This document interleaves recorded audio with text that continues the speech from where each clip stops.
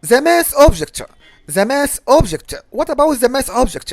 As we have seen, mass is a grab bag of number-related utility function, and such as mass.max, maximum, and mass.min, minimum, and mass.skirt, square root, squared, and square root.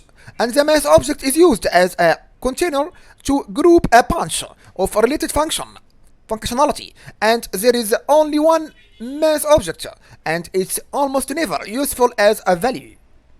And rather it provides a non-space so that all these functions and values don't have to be global bindings, and having too many global bindings pollutes and the namespace, and the more names have been taken, by the way, and the more likely you are to accidentally overwrite the value of some existing binding, by the way.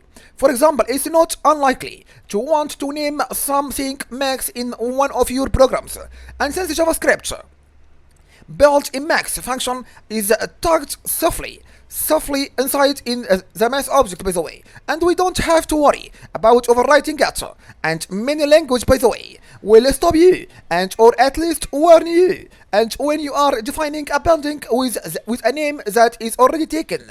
JavaScript actually does this for buildings you declared with let or const, but previously not for standard buildings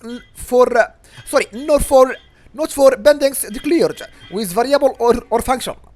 And back to the mass object, if you need to do trigonometry, and mass can help it, contains cousin and sin and tan, tangent, and as well as their inverse functions, and equals and asin and atom, and respectively, and the number bi, and or at least the closest that fits in a JavaScript number and is available as mass pi. And there is an old programming tradition of writing the names of constant values in all caps, like this example: function random point on circle radius, and let angle equal mass dot random multiply 2 multiply mass dot pi, and return x radius multiply mass dot cos angle, and console.log random point on circle 2,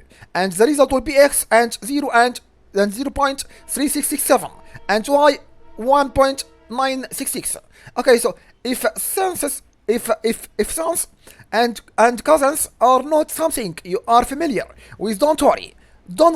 And when they are used in this book now, in chapter 14, I will explain them.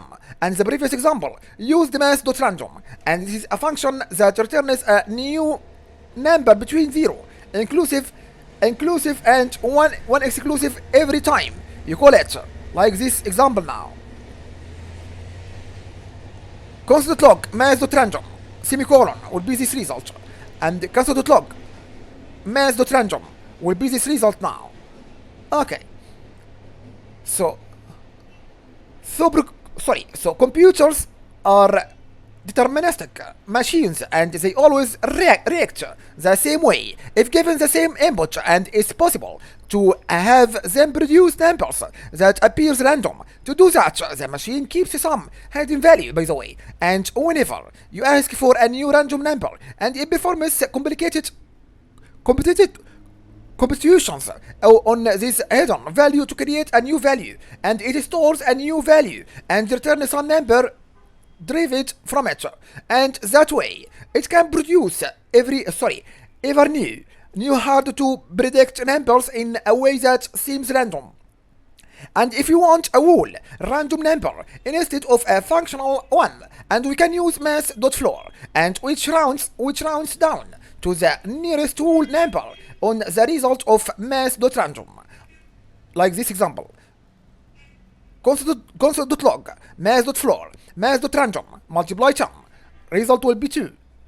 And multiplying the random number by 10 gives us a number greater than or equal to 0 and blue 10. And since mass.floor rounds down, and this expression will produce with equal chance and a number from 0 through 9.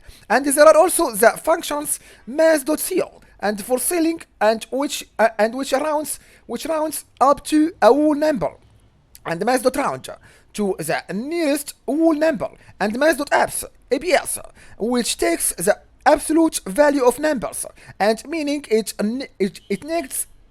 negates values but leaves positive ones as they are.